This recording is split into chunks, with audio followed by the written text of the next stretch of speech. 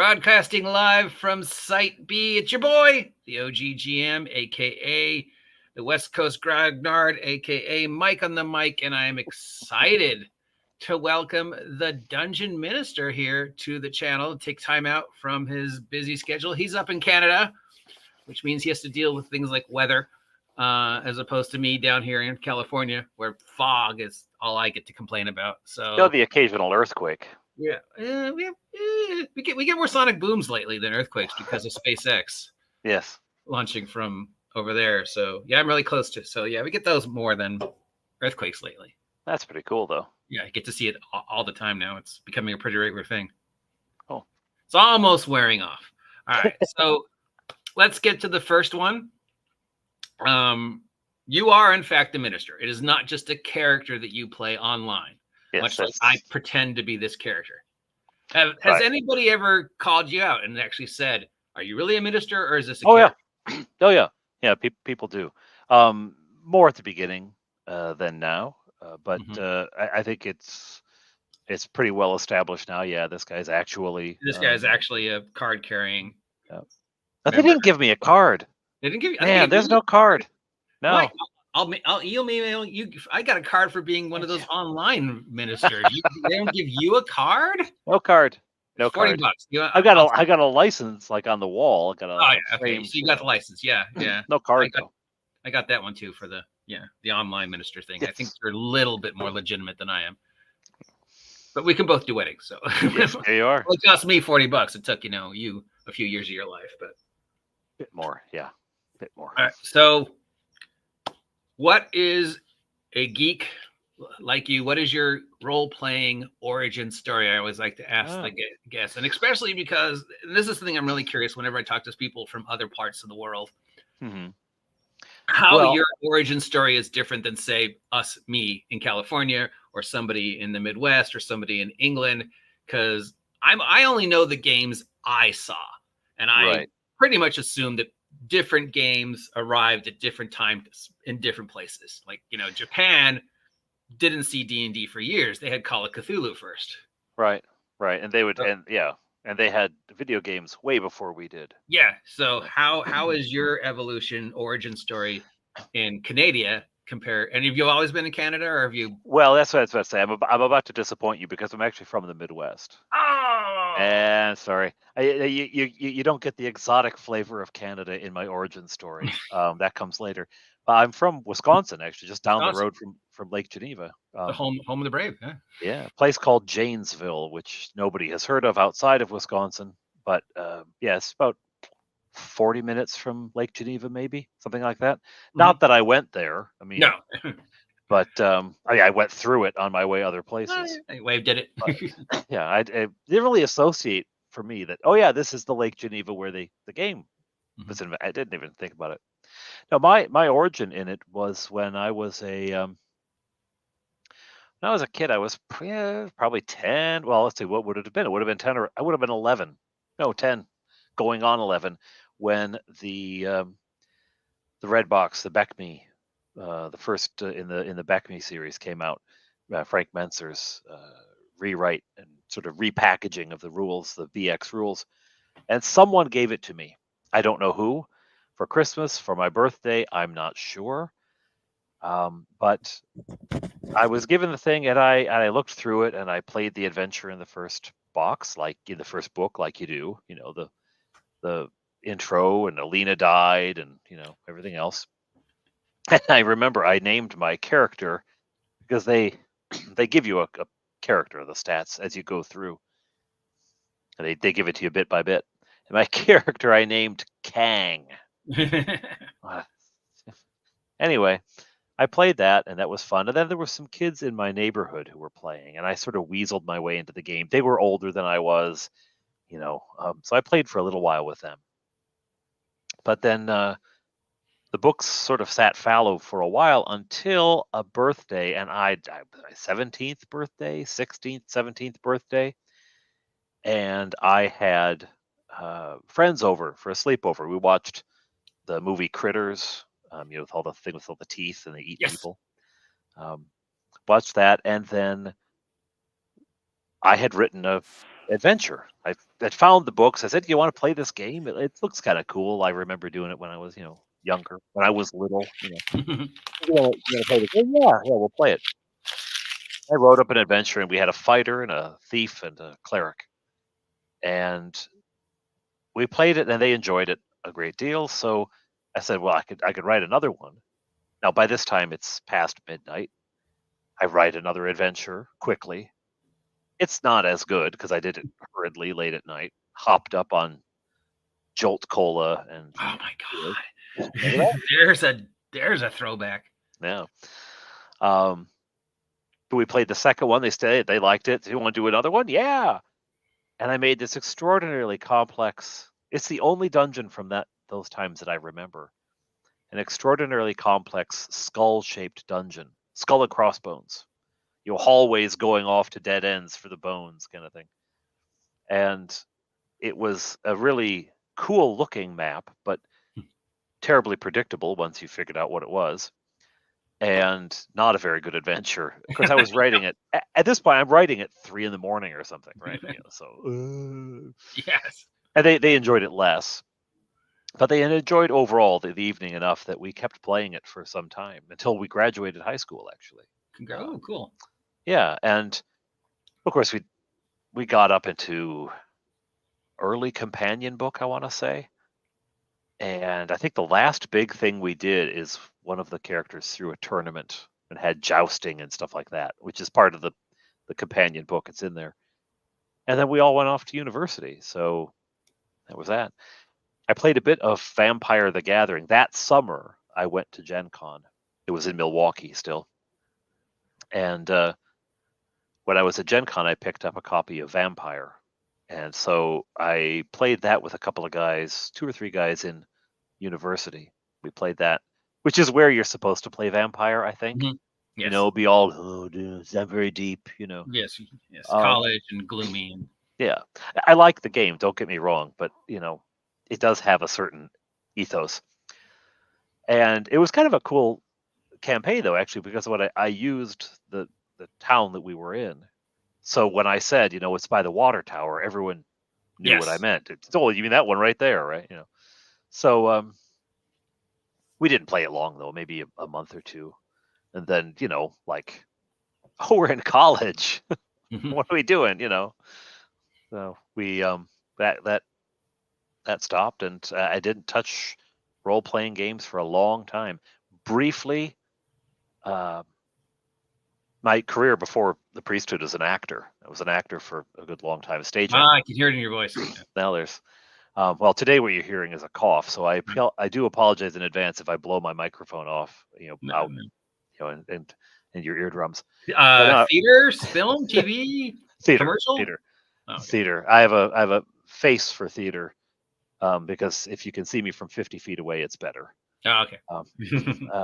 But I, the stage manager, one of the companies I worked at, he had a group going. He and his wife played in a group, and they invited me along. And it was AD&D, and now I'm thinking it might have been 2nd edition.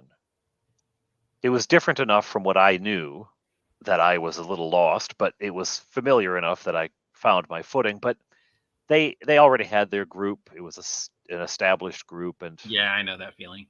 Yeah, so I played a couple of times, but it just wasn't there. And stupidly, and I mean stupidly, I sold my books. Ooh. I had all 5, even though we only got up to companion. I bought all of the books, right, like you do. And I had bought modules whenever I saw one that was, reasonably on sale or something. I had all sorts of them. And it was only later, looking through the lists of all the modules that were printed, that I realized how many of them I had. It was crazy. But somebody in Germany has all of mine now. I sold them on eBay, and it cost me almost as much to ship them as I was paid for them. So that was a really boner move, but there they go. Always so if you're out there in Germany and you're reading and you look at your player's manual, and at the back of it, where the character sheet is printed, says Kang. That guy, this guy right here. Here. I'll send my address. You can send it back to me. Anyway, so Yeah, so that's my origin story. Cool. I really see that. How did you end up in Canada and behind the pulpit or whatever? Yeah, well, I had been. This is an embarrassing story, I guess. I'd been looking for an apartment in Milwaukee, um, and I wanted one with a nice view because I fancied myself a writer, and I was going to sit at my computer and have a beautiful view to inspire me. And the Episcopal Cathedral in Milwaukee, All Saints, beautiful building. It's the brick in Milwaukee comes out this buttery yellow color. Ooh. It's called they call Milwaukee the Cream City, and because of the bricks. And so there's this cathedral, and then there's the bishop's manse, and between them there's a guild hall. They called it. It's like a parish hall, but and it makes a courtyard, beautiful flower gardens, and everything. There was an apartment in that building, and I looked at it, and at the last minute I said no, because I was like no, I was in a relationship, and I should give that a chance. Didn't work, and I come back a couple weeks later. Is that apartment still available? And they said, well, no, it's been rented. I said, well, if there's anything else in that building, and I called back another week later. Has anything opened up? And the guy says, that one you looked at, the guy signed the lease, but he never showed up, and he didn't give me first and last. So if you want it, it's yours. Yeah, really. I don't know what happened. But at the time, I was just glad. Great, an apartment. And so I moved in, and I started, writing badly. But I did look out at the church every once in a while. I was an atheist at the time, so I was like, "Well, that's pretty. I like the view. No, thank you with the contents." But then one Sunday I went in just to see inside. I wanted to see. I like architecture, right? So I go. Oh inside. Yeah. And it wasn't like anything that I'd grown up. I'd grown up in a sort of Methodist, and this was not Methodism. This was medieval, in the best possible sense of the word. Pageantry, beautiful clouds of incense. Oh yes. Oh, classy. Yes. Yeah, and so the whole thing. It was beautiful. So that grabbed my attention. And around the same time, I was online chatting in theater chat rooms, talking to people. Oh, what's the scene like in your city? And there was a stage manager in Toronto, and she was very funny, had a great sense of humor. And so we started chatting back and forth, and yes, there it is. When it came time, the two things sort of developing around the same time. When I finally did discern, there was a call to the priesthood, and I began looking for a school. I thought, if I look for a school in Toronto, so here I am now. To her. Yeah. Here it is now, 20 years later, and the kids, it always breaks down to a boy and a girl, or boy and a boy, or girl and a girl. It really is when it comes down to it. Yeah. Love. I'm sure you get asked this a lot. We got to ask it because the church versus D&D, right? Especially your branch. And after the Satanic Panic, where do we stand? Where do geeks stand now with? Especially, well, first of all, demon worshipping D&D players. Yeah, are we still, forbidden or? Well, I gotta tell you, when I was playing D&D, I didn't even know the Episcopal Church existed. Right, my family had been Methodist, Lutheran. The most churchy person in my life when I was a teenager was my grandmother on my mother's side. Very strong Lutheran lady, taught the Sunday school, ran the church library. She thought it was great. Okay. She read Tolkien, she read C.S. Lewis, right? So there was absolutely no. The first I heard of the Satanic Panic, it was about music lyrics, right? It was about playing the record backwards. Yeah, I think that kind of happened sort of the same time.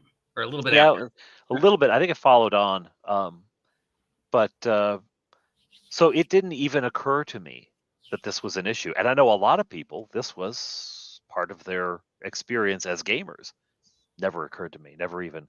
And as far as now, crying out loud, I have met so many clergy gamers. Retro DM Raid, DM Tales.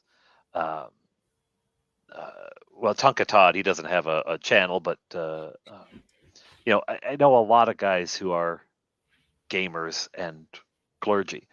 The Presbyterian in my area, the Presbyterian minister, was a gamer back in the day.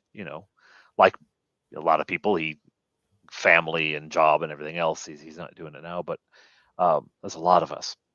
Oh yeah. and there's no I don't know what the Episcopal Church's stance on D&D was in the 80s, 70s, late 70s, early 80s, but I know that now. I actually was talking to a priest in the UK, non D&D related things, and he just casually dropped that one of his hobbies was playing D&D, and like, yes, brother. So I don't think there may be a few people who remember it, and because it's not in the news anymore, think that somehow either the war against D&D was won or lost or something, and would be weirded out to hear. But I find actually the people who most think that that's still going on are gamers who don't have a church affiliation, because they're like, if they did, they'd realize, they've stopped talking about that a long time ago. We're not important anymore. There's more important things going on. It's not even importance. It's just about like, oh, I guess that was kind of stupid, wasn't it? Yeah. And so actually that whole dynamic is why I started the channel to begin with. My boys had asked about D&D, so I do the bedtime routine most of the time, unless I'm out at work for a night meeting or something. But I was putting them to bed, and they were asking, what did you play with when you were my age? Now, this was 4 years ago, so. And I said, well, this, that, the other thing. How about when you were my age? Oh, well, I did this. So with Smurfs when I was, Bob Johnny, the little guy. When I was your age, it was Smurfs. And for you, it was Star Wars. And I was your age, for you, it was G.I. Joe or whatever. Oh, yes. J. Joe. Yeah, He-Man. He-Man? Yeah. Yep. My first figure was Merman. Ooh. But they eventually ran out of their ages, so they expanded, and they get to teenage, and they said, what did you play with when you were a teenager? Well, teenagers don't like play with toys, really. I played a lot of Dungeons and Dragons. What is that? So I explained it, and they said, well, can we play? I said, well, yeah, I'll run a game for you, sure. And I thought we'd do it once, maybe twice. They'd get over it. We're still thick in Still playing. Right? Still playing. And so as I went to start the channel, well, first I'm looking around online for D&D material. Well, what's out there? What's going on? and I'm like, 5th edition. 5th what? They made it to 5? What happened to the 1st edition? Where are they all? And at first I was very terribly confused about what was going on. People still are. Don't feel bad. Yeah. Still, I've seen those those family tree things, and they branch out all the different lines of D&D and how they branch out and then came back together, and this led to Pathfinder. Yeah, it's either 6, 12, 18, or 21. 6, 12, 18, or 21. Yeah, I'm sure there's some deep numerology. Yeah. On which chart you follow. Which chart you follow, how many versions there are. But yeah. No, so I was looking around, and I discovered that there were still people, who had been made to feel bad, guilty, wrong about their hobby, and still carried a lot of that hurt, And so I thought, what?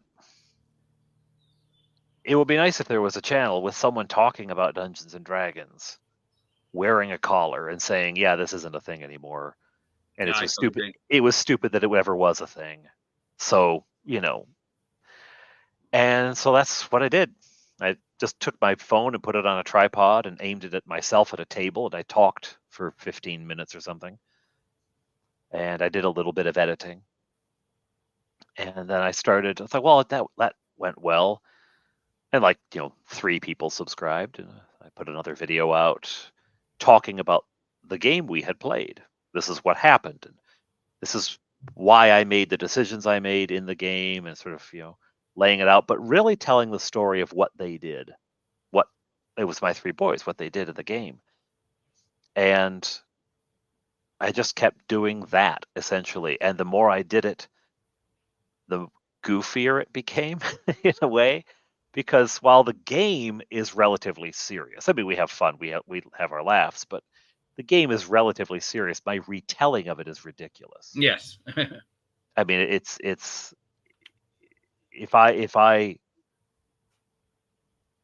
if I say something, like there's a kobold in a cage, Nicolas Cage flashes up on screen. Stupid things. If I talk about the treasure had gems in it, then the cartoon character Gem, the truly outrageous, is on screen. Yeah, truly outrageous. Truly outrageous. Yes. This last one I talked about gemstones, Mhm. and so Gem shows up with the Rolling Stones mouth. Oh wow, you're. I'm very, very weird. An enormous nerd with the strangest dustbin of cultural artifacts in my head. No. So I started doing that, and I do a few other things. I do crafting videos every once in a while for terrain and whatnot, but mostly I just recap the stories and in a sort of weird, fun way.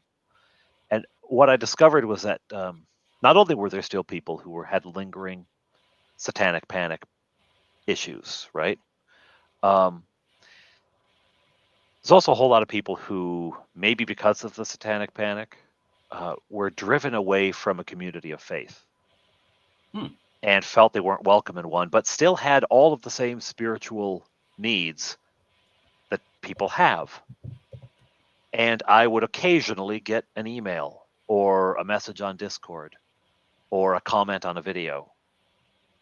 And it's like, oh, there's a deep well of hurt there, or fear or anguish or something. And so it ended up being this thing where I am this ridiculous cartoon of a human being in my storytelling, or at least my videos are ridiculous. But it allows me to connect with people and have actually really meaningful interaction with people, who are going through things, and so it became this really wild thing. So, and one of the most fulfilling things, really, We're live. If you have questions, please feel free to post them in the comments. This is not pre-recorded. He would say that if he recorded it ahead of time. Yeah, I would say that. Yeah, I would have to say that it was recorded. But How you doing, Bill? Moving in the back, so you know it's live. Peyton Mini's live. Good man. Yeah. Good man. Speaking of people who want to do something meaningful with their channel, PML, he has got plans. That man's got plans. Watch him. I'll check out his channel, like I do every Saturday. I'm writing it down now. Yes. All right. What is geek life like in Canada? You don't see a lot of geek-centric videos about Canada on the YouTube. Japan, of course, you see plenty of Japan. You see plenty of Disney. Mm-hmm. But what is the geek life? Well, I'll tell you, there is a rich community here. Down the road from me is the Suska sisters. So yeah, but down the road from me is Mage's Musings and Tale of the Manticore. Those guys are both out of Toronto. Bear, he's renamed his channel after his comic book. He's in Montreal, he's in Quebec. I don't know about Montreal, but so is Grumpy Old Slan. Black Magic Craft, the great terrain. Yeah, great terrain channel. He's on the prairies, Manitoba, I want to say, maybe Saskatchewan. There's actually quite a few people who end up being in Canada, but who don't necessarily, put it on the poster. Is it because it's cold? I mean, why are you not as YouTube. Because there are 30 some million of us and 300 some million down south. Yeah. And so if you're going to sell things, if you're going to attract an audience, you go undercover. Not just because, like, it's not about being Canadian. It's about the Yeah. I mean, you go for walks every day, so we see your neighborhood. Yeah. Right. If we did that, there would be snow, and then Yeah. you know. But for most people, it's about the hobby, and they don't really go into it that much. And culturally, Canadians hate it when I say this, but culturally, the U.S. and Canada are very close. Right. There's a little bit of Britishism here. There's a little bit of the old country, and then Quebec is a whole other Quebec notwithstanding, and I think Quebecers would appreciate the joke there. It's a relatively American influenced place, so you wouldn't notice a difference. There's probably more Canadians on your radar than you know. No, yeah. But as far as the scene, I think we'd say it's much like it is in the U.S. Like, we've got a friendly local game shop where we play down there sometimes. It is largely 5e around in the game shop kind of atmosphere, but there's a pretty healthy old school stream. I mean, all the people I named earlier are old school guys. They're not switching to 5e, but it's a good scene. I mean, I run a game at the game shop now as well, and we're playing Beck Me, and you see the old guys come through, and they look, and then they like that because my DM screen is the cover of the first 4 of the Beck Me books, right? Mm-hmm. Yeah. So they're like, are you playing that? Yeah, I'm playing that. I'm not just putting up the poster. I play it. Yeah. So. Cool. So tell us about your channel and your Patreon and everything. What can people expect from the Dungeon Minister, past, present, and future? Well, past, there's a really ridiculously large catalog of videos. I try to be every week, but it doesn't happen. Sometimes I'm every couple of weeks, week and a half kind of thing, because I do have another job and a family. But again, recaps are the largest part of it. The story we tell is set in Honeywood, a name I stole from Viva la Dirt League. But I've since found there's a Honeywood just north of where we live. So I didn't steal it from Viva la Dirt League. It comes from Ontario, sure. But the characters are now 5th, 6th level, 7th the thief is, and they have recently slain dragons. There is I can't say this too loud because they just went to bed a little while ago and they're probably still awake. But there's a horde of the damned in their future that Bill painted over on Paint Minis Live. Skeleton Crew. Ooh, my favorite. Yeah, that's gonna be cool. That's coming up. Battle and Barrow over in the UK. He's a great terrain maker. He made a fabulous thing that is going to show up in an upcoming adventure. Cool. So these are all coming up. This last year we hosted a convention, an in-person convention, Claricon, and we're doing that again in October 25th through 27th. So if you are in Canada, if you're especially in Ontario, look up where Glenn Williams is, and that's where it's going to be, the 25th through the 27th. And if you go to my page, it's pretty soon I'm going to make the registrations live. I'll definitely post a link. Thank you. I'm fussing over the details now, like, I need to change that, just make it live. But and the big project I decided I would do to celebrate 2,000 subscribers, and yes, congratulations. Thank you. And in sort of anticipation of that convention, there's a keep that features in the campaign, and I'm making the whole thing. It's gonna be like 3 feet square. Now I'm making it so that it disassembles, and I can pack it in one plastic bin. Oh, yes, I remember horror stories. Yeah, I mean, the house. This is the shelf of materials, but there's a whole other cabinet full of stuff. So yeah, I see a lot of egg cartons and corrugated. Yes. Absolutely. Look, egg cartons are good for paint. Paint. But yeah, so that's what's coming up, and Patreon. I've got some absolutely wonderful people who support the channel, and it's their support that allows me to buy the craft stuff and minis and do crazy stuff like that, like launching a convention.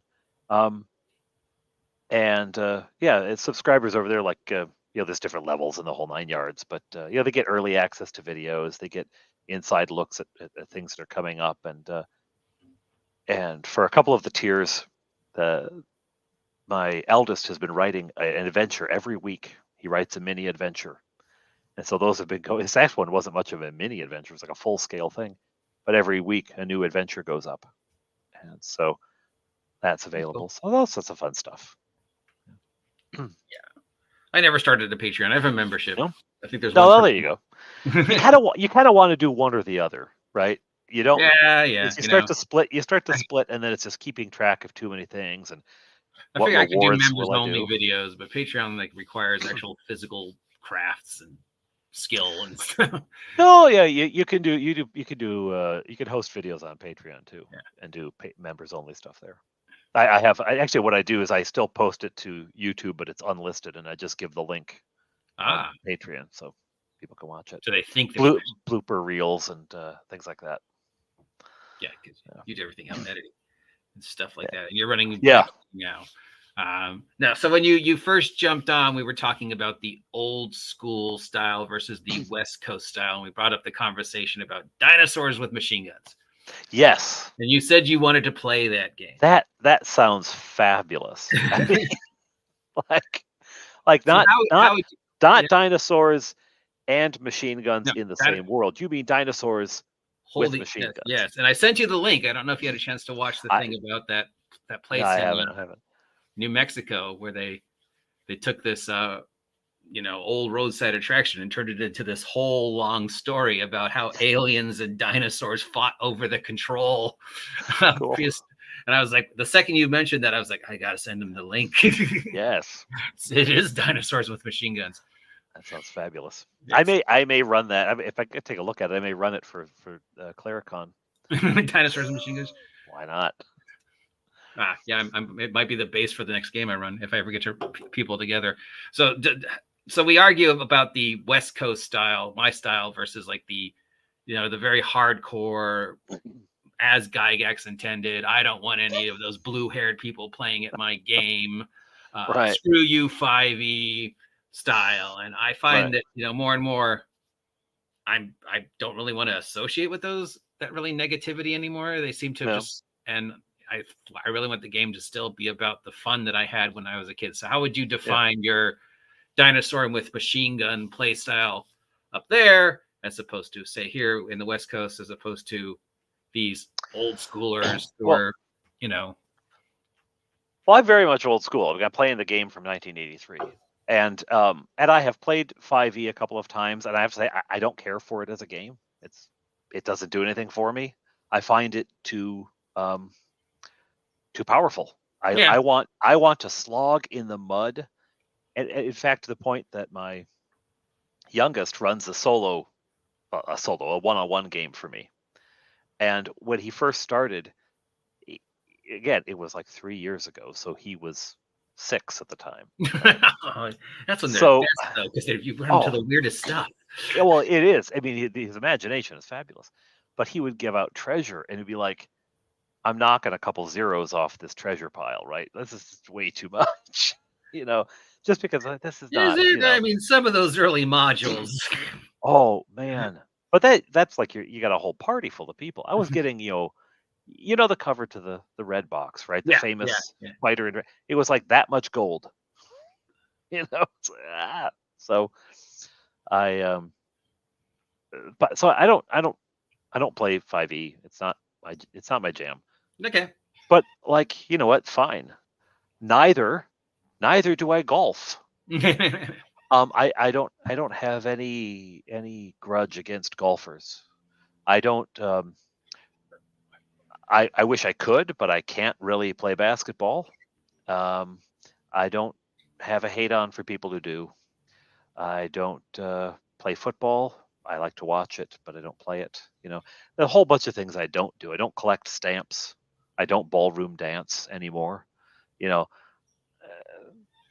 I don't dislike the fact that other people are enjoying that, right? I do when the OGL thing happened. I found objectionable because then we're actually start talking about People's livelihood. people's livelihoods and people and the the current keepers of the of the game trying to not trying to they didn't actually ever do anything but opening the possibility that they could just withdraw access to those older things, right? And it's like just leave us alone to play the game. Like I said, they're not making any money on it, which is part of it. I understand it's a company. TSR did the same thing. They sued everybody they could see, right, for a while. But I don't have any room for edition wars. I just don't. Just don't. It just doesn't. I just want people to have fun, Yeah. And if your fun is slogging through the mud, counting every torch, great. If your fun is dinosaurs with machine guns. Yep. Well, and dinosaurs, you can slog through dinosaurs with machine guns too, right? Like mud with the dinosaurs with the machine gun slogging through the mud. Yeah, it sounds like a Saturday morning cartoon. I think I watched that one. My personally, my style of play, I don't, I don't count every coin for encumbrance. If they find 500,000 coins, they've never found 500,000 coins. If they find 5,000 coins, they're going to have to give me a pretty good, description of how they're carrying that. Yeah, that's 5,000 quarters. Yeah. Yeah, but I'm not saying like, well, now hang on. You've got a sword and a battle axe, and you've also got I'm not tallying it up, and I'm not saying, well, let's see, with that much, your movement is going to be. Oh, well, no, you could carry 6 more coins before your movement is reduced. Before you explode, yes. I don't like if they're carrying a lot. I'll tell them they're going slower. I at the end of the adventure, I say, because they're manic about stocking up on oil, primarily because my middle guy, he plays a halfling who likes to throw oil at things and light it on fire. No, nothing wrong with that. Yeah, his character's name is Touchberry, but he's been nicknamed Torchberry. Just likes to watch the world burn, huh? Yeah. So he's got lots of oil. So I'll say at the end of the session, knock off 3 oil flasks because I know they have them. I don't get so gritty about things that I'm, no. I try to play pretty fast, pretty active. I want to keep when it comes to combat, I do not want combat to be the slowest part of the evening. So we get to combat and I actually push it pretty hard. Yeah, you don't want that. Let's go. Yeah. You only get 2 hours to play. You don't want an hour and a half just to be one fight, right? Yeah, precisely. So it tends to move pretty fast. So in that way, it's unlike your typical the stereotype of the old school. But then I played in Mage's Musings game. He's an old school guy. OSE moves like stink. There's no slog down. There's no bog down in that. He goes. So I think just like the idea of the 5e player who wants to play green ooze, green slime, and they're tiefling fighter bard magician cleric thief, is a stereotype of 5e. I think the war gamer fun sucking image is the stereotype of the OSR. Old school, yeah. Right. Yeah. And of course, part of the thing also is it because we don't play at each other's tables because we don't play those games, right? Yeah. So where we tend to encounter each other is on Twitter. Yes. Which is like if you could design a better way to start a fight, tell me because I can't think of one. Like it's the worst place on earth. You're anonymous and you can say whatever you want and there's no repercussions. Well, and it's this public discussion so that first of all, nerds have to be right. Picard or Kirk Yes. There's a right answer, not just I prefer this or that. Nerds have to be right. And then you get them on Twitter where everyone can see their conversation and it's crystallized there for everyone to see from now on. Well, then being right becomes an absolute necessity. Yes. We must be right, Absolutely. Yes. And I don't have time for it. I don't go into any of that kind of stuff personally. No. Because I just don't have time for it. I don't want to get involved. Right. Either way, in either direction. Yeah. No. Cool. Paint Minis Live wants to know if you have any plans of publishing. Would you ever Publishing. compile a history and lore book of your game setting? I've been asked that before, and oh boy, that would be funny. Because this conversation started with me making fun of myself wanting to be a writer. That would be funny. There's a part of me like, and it's ridiculous because clearly there's people subscribing to my channel, watching my videos. Clearly they do want to hear the story, but part of me thinks, who wants to hear what I have? Who wants to hear my story? No one wants to hear the story that we're creating, because it's not mine. Like I'm writing the background material, but some of it I write based on what the players have done and said. Yeah. So I'll say, that's a good idea. They think that this tower is haunted. This tower is haunted. Exactly. Oh God, yes, that's the best kind. Yes. You take Just it did a like, video okay. about that today. Yeah. Yeah. They're going to give you way better ideas than you ever come up with. Oh, the shared creativity, the back and forth is so fabulous. The tower is haunted? What? I didn't even mention a tower. Okay, there's a haunted tower. Yeah, exactly. It's a haunted tower. Well, my boys started a war that way. They were hurrying back to Honeywood to prepare because the gnolls and the kobolds are going to attack. I had no plans for an attack, but okay. If you say so. If you say so. I don't know where you heard that, but okay. Yeah. That's happened to me a few times, yeah. The boys and I actually are working on, and it's taking longer, partly because life. Yeah. We are working on a book of monsters. These are not from the Honeywood campaign. These are the boys draw a picture and they bring it to me, and my job is to name it and stat it out. Oh, God. So they bring the most ridiculous, wild, inventive things.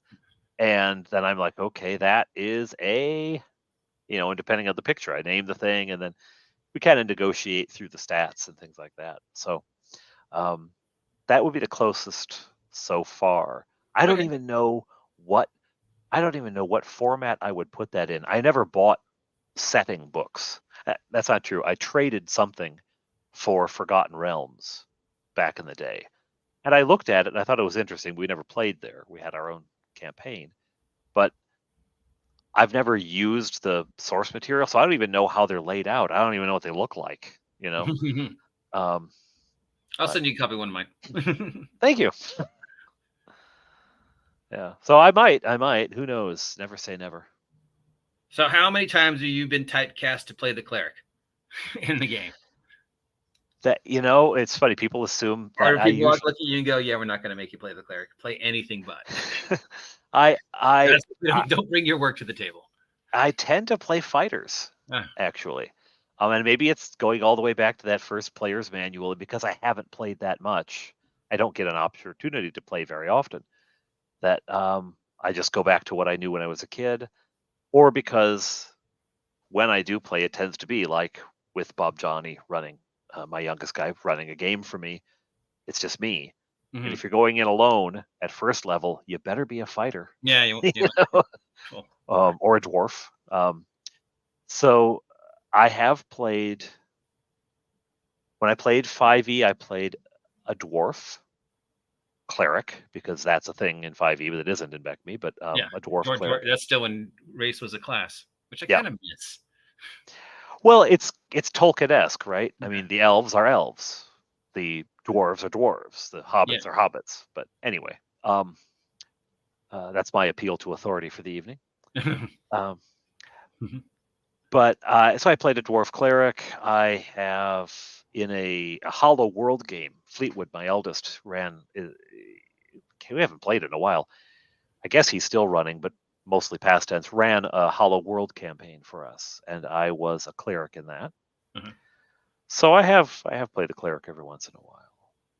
But I've played a magic user when the Dungeon Delver had his first great underground online gaming convention, GWOC, 3 years ago now. He just did the third a couple weeks ago. Yeah, I just When saw he did it, yeah, it's when he did his first though. I played a magic user. He ran an OD&D game. That was fun. That was fun. One hit point magic user. Yeah, one or two. I just stayed out of the way. Do you feel you're not getting enough attention? Hey, everybody, it's a rare Steve appearance. Hello, Steve. Steve the cat. I like that. Steve, He my could- niece. I like when pets have human names. Yeah, Steve. Well, that's a long-running joke from when I was still teaching preschool. No, I couldn't remember any of the kids' names, so they were just all Steve. was Steve, especially my name awkward is with Steve. girls. I can't remember your name. It's Steve. I can't even spell your name. Okay, you have a California parent name. Ah, yes. It's still Steve, but it's spelled, Yeah, Z Steve. K. I had a kid named Gandalf. Did you? Yes, I had a kid Fabulous. named Sam. That's a lot to live up to. Yeah, I had a kid That's a named lot. Moist. It was supposed to be Moisey, but they spelled it Moist, Moist. What? Those are just the few I remember.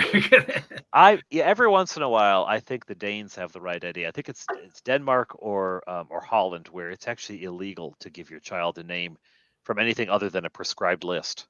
And it's a big list. It's not like it's real restrictive. It's like 1.5 million names on it, but it's like, no. Do not name your child after an inanimate object. No. You're not naming your child number 6 bus shelter. No, just not doing it. So Blanket, Michael Jackson's kid. Yeah. Although we never have Moon Unit though. Moon Unit Zappa. Yeah, I knew her. Did you? Yeah. Personally knew her? Yeah, like cool. Like my brother played baseball with Dweezil. Oh wow. Cool. We grew up in Studio City, which means you can't, swing a stick without running into somebody famous. Right. That'd be a weird, playing baseball. It's like, hey, let's go over to my house for hot dogs, and then it's the Zappa. Let's go over to the house for pretty average. It was pretty normal, dude. The kids were normal. Yeah. Cool. Dweezil had a thing for my mom. It was weird. That sounds like a really weird teenage, like a young adult fiction. Dweezil had a thing for my mom. Thing for my mom. He probably now out in paperback. Shout out to Dweezil. If you're listening. Yeah. Well, we've got to get you in this dinosaurs machine guns game that I'm going to run if it ever happens. Yes. If I can actually ever get it together, I'll definitely invite you. I'm going to let you much. go because I'm sure you're busy and it's late there. It's like almost 10, right? It's past 10. It's past 10. So thank you again very much. I'm glad to know that there is geeks up in Canada. Have you ever met the Soska twins? Or are they in a different part? I don't know them. You don't know? I don't ever heard of them. So they were just on another geek thing I was part of last week. So okay. Well, I see it. I need big horror geeks, but okay. No. See, there is. It's not just America's national park, people. No, and we don't all know each other. You don't all eat donuts. You're not all polite. Oh, we do all eat donuts. Yeah, well, you do have the best donuts. That's the one thing that and hockey, right? Yeah, maple syrup. Nanaimo bars. It's really a lot of unhealthy things. Well, it's the coal, right? I mean, you have that French fry thing with the cheese and the chili, right? Poutine, not chili, cheese and gravy. Poutine. Oh, is it gravy? I guess cheese. Chili was when it came down south, right? Yeah. That comes from the other direction. It's coming north on you. Yeah. Don't they have like a big Cajun thing up there, or is that further south from you? No, the Cajun population in Louisiana originally is from Canada. Mm-hmm. In the Maritimes, in Nova Scotia, it's most largely Nova Scotia or New Brunswick, there was a Cajun population. There was a French-speaking population, and they were driven out. It's the Acadians is how they're known. It's Nova Scotia. They're called the Acadians, and they were history driven out by the English, and so where they took up residence was Louisiana. And now I heard because I watch a lot of food documentaries. Right, yeah. That's how I learned about the world. VTubers, travel documentaries, and food documentaries. I remember that there's like a big resurgence of Cajun cookie up along your coastline. So cool. And actually, we took a holiday there, and it's wild. It's this strip of France right in the middle of Nova Scotia, New Scotland, and there's all these French people. Cool. All right, Dungeon Minister, again, thank you very much for taking time. If you ever want to jump on it again and talk geekdom, please let me know. I will send you a copy of something I wrote so you can see what the current stuff looks like. Brilliant, thank you. If it helps you in any way, shape, or form. And hopefully we'll talk again. Thank you for Cal and Kat and Paint Minis Live and whoever else joined in. If you haven't had a chance to subscribe to my channel yet, please take a second to subscribe. Help me hit 2001 by August 4th. And of course, Dungeon Minister, I've posted all his links in the description, so please check his stuff out. Congratulations for 2,000. He's only got to go like 9 more, and he gets a little thing in the mail. So, there you go. I'm just honored that you took time to talk to me. You are a really cool dude, and I hope we can talk again. Thank you very much. I'm honored to be asked. Thanks for having me. All right, bye, everybody. Bye. And you got to see Steve. Bye. Get off my land.